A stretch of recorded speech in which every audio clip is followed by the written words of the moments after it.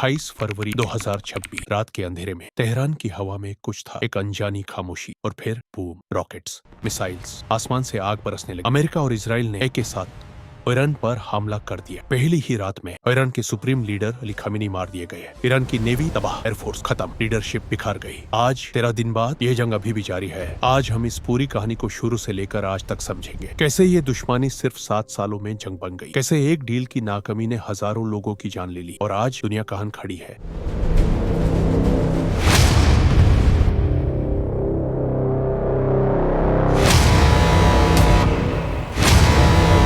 ये सब शुरू हुआ एक डील से या फिर एक डील के तोड़ने से। 2015 में ओबामा ने ईरान के साथ JCPOA साइन की, न्यूक्लियर डील। ईरान ने अपना न्यूक्लियर प्रोग्राम रोक दिया, सैंक्शंस हट गए, दुनिया ने सांस ली। फिर 2018 में ट्रंप आया, डील तो दी, कहा ये वर्स्ट डील एवर है। ईरान छुपा के न्यूक्लियर बॉम्ब बना रहा था। फिर शुरू हुआ मैक्सिमम प्रेशर कैंपेन, सैंक्शंस पे सैंक्शंस। इरानियन रियाल की वैल्यू गिर गई 80% तक, इकोनॉमी तबाह। खामेनेई ने जवाब दिया, अमेरिका से नहीं झुकते। न्यूक्लियर एनरिचमेंट दोबारा शुरू, साइकिल चलती रही 7 साल तक। और फिर दिसंबर 2025 में ईरान में कुछ और हुआ।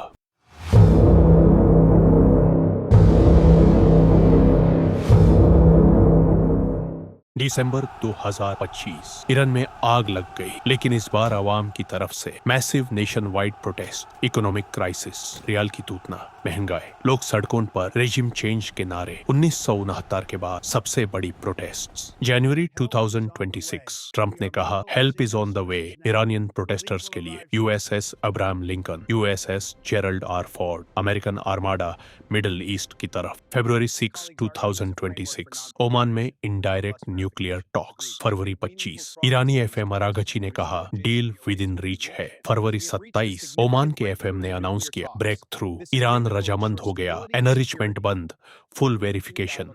दुनिया ने सोचा जंग नहीं होगी, लेकिन अगले दिन सब बदल गया।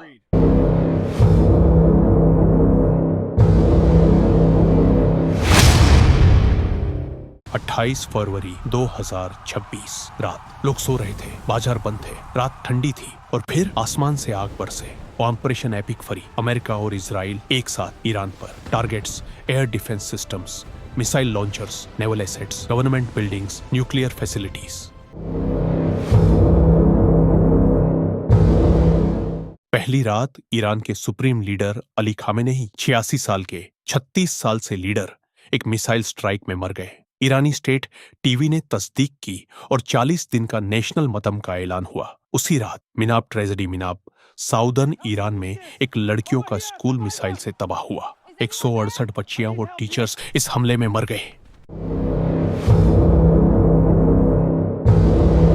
इजराइल ने इस हमले से इनकार किया। डोनाल्ड ट्रंप ने पहले ईरान को जिम्मेदार ठहराया, फिर कहा हम इस मामले की इन्वेस्टिगेशन कर रहे हैं। रिपब्लिकन सेनेटर जॉन केनेडी ने कहा it was a terrible mistake. लेकिन हकीकत यह है बच्चे अब भी मर चुके हैं।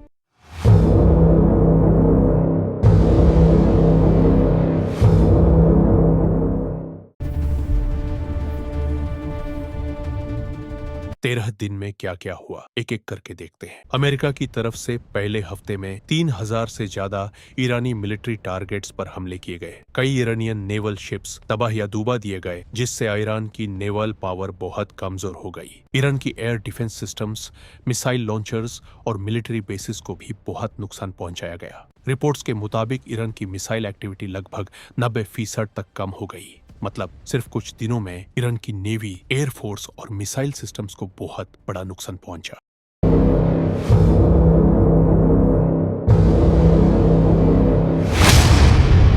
ईरान की तरफ से ईरान ने भी चुप नहीं बैठा। ड्रोन्स और रॉकेट इसराइल पर, यो ईस्ट मिलिट्री बेसेस पर गल्फ में, स्ट्रेट ऑफ हॉर्मुज में शिप्स पर हमले।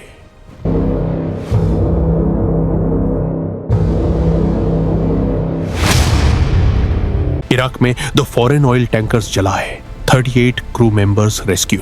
यूके का RAF बेस साइप्रस पार, ईरानियन ड्रोन से हिट।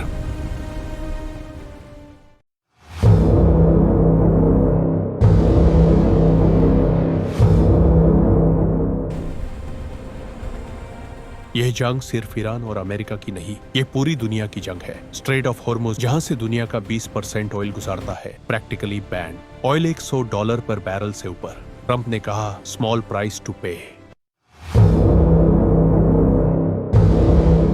ग्रीस ने गैसोलीन और फूड पर प्रॉफिट मार्जिन्स कैप कर दिए 3 महीने के लिए। इंडिया के रेस्टोरेंट्स एलपीजी शॉर्टेज से परेशान। चाइना, जो ईरानी ऑयल का सबसे बड़ा बायर है, अभी भी ऑयल ले रहा है। यूके ने ईरान से ब्रिटिश नेशनल्स निकालना शुरू किया। टर्की ने नाटो एयर डिफेंसेस एक्टिवेट किया। सऊदी अरब, कतर, यूएई अमेरिका के साथ न्यूट्रल।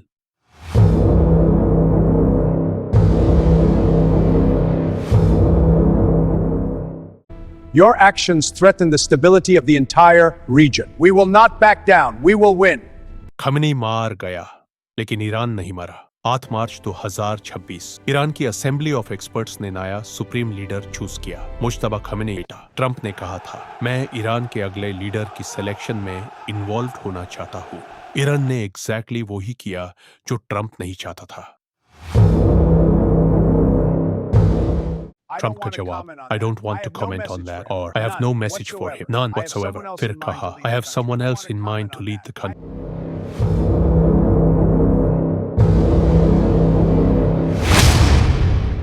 ईरान का पैगाम दुनिया को साफ सुनाई दिया, हमारा लीडर हम खुद चुनते हैं।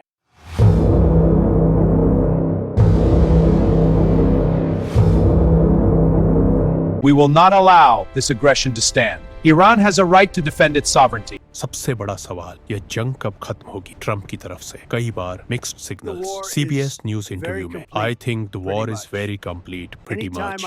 Axios को, anytime I want it to end, it will end। Republican lawmakers say we haven't won enough, we go forward more determined than ever।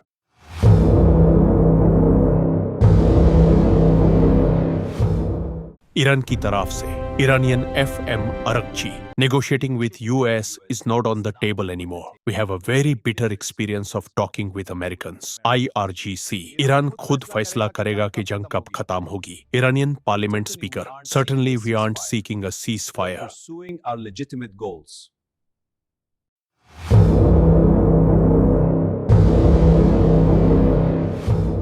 Iran के सदर ने जंग खत्म करने की कंपनसी चाहिए। US इजरायली असॉल्ट का फॉरम इंटरनेशनल गारंटीज के ईरान पर दोबारा हमला नहीं होगा।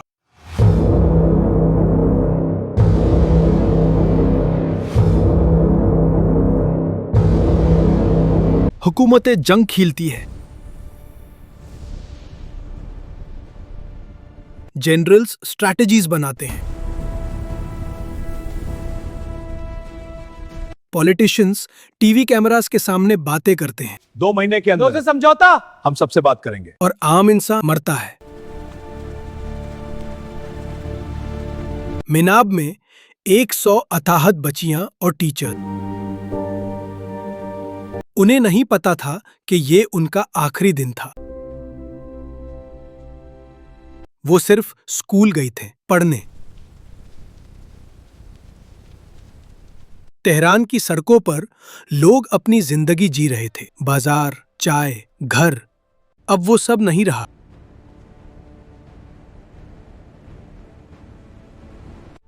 अमेरिका में 7 अमेरिकन सोल्जर्स घर नहीं आए। उनके बाप, उनकी माएं, उनके बच्चे। ये जंग जिसमें भी जीत हो, हारी सिर्फ आम आवाम है। अगर ये वीडियो तुम्हारे दिल को छुआ तो शेयर करो, क्योंकि ये कहानी दुनिया को सुननी चाहिए।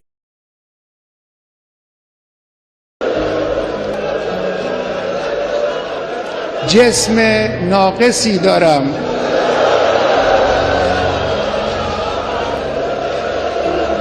اندک آبرویی هم دارم که این رو هم خود شما به ما دادید. همه اینها رو من کف دست گرفتم، در راه این انقلاب و در راه اسلام فدا خواهم کرد.